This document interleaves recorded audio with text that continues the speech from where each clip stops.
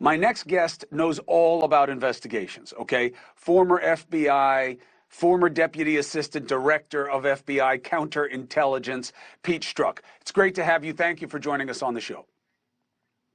Chris, it's great to be here. Now, to us, the uninitiated, do you only ask for people in an investigation to sign an affidavit when you believe they are implicated in the situation? Not if you're trying to run a credible investigation. Look, it is important for any investigation, especially those that involve high-ranking people, that every person you talk to and interact with, you're doing it in the same way. You're asking them the same questions. You're requiring them to do the same things. You're asking them, if you ask one person to turn over their cell phone or their cell phone records, you ask everybody to turn over their cell phone or their cell phone records. This statement today causes all kinds of questions in my mind because it immediately shows that the justices were treated very differently from everybody else, the nearly 100 people they interviewed on the Supreme Court staff. The initial pushback, yeah, that's right, Pete. It's because they're Supreme Court justices and they deserve the deference. Is that how it works when you're doing your job? Not when you're doing an investigation. Look, the entire tenet of our justice system, think about Lady Justice.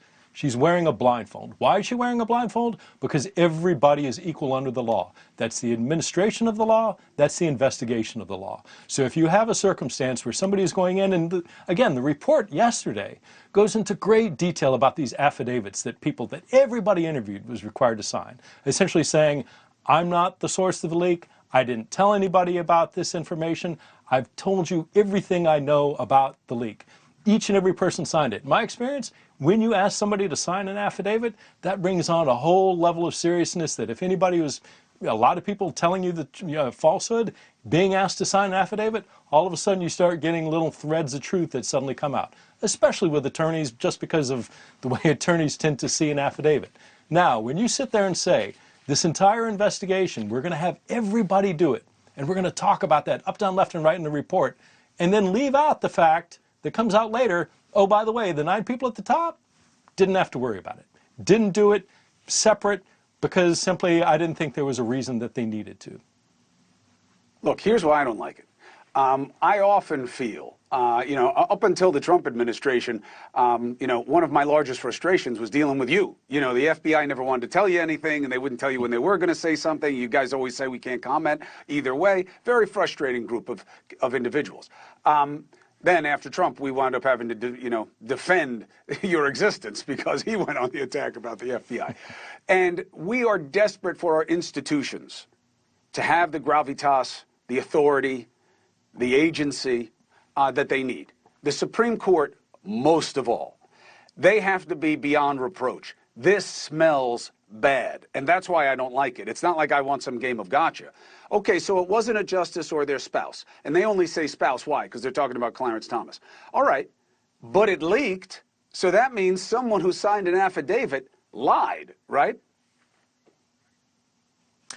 Presumably, or one of the people who were a Supreme Court justice who didn't have to sign an affidavit was the source of the leak. So again, you're absolutely right. Right now, the Supreme Court, there is a crisis of confidence among a lot of the American population about whether or not the Supreme Court is an independent, apolitical body.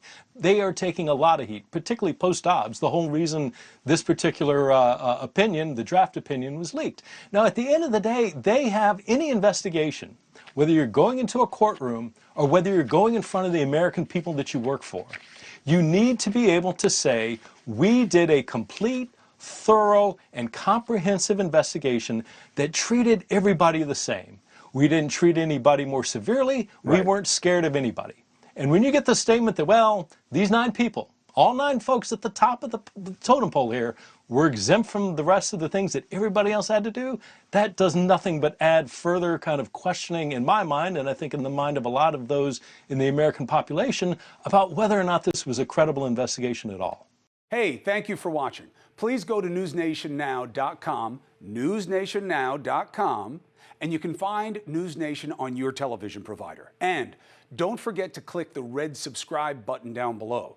Then you will get more of NewsNation's fact-driven coverage.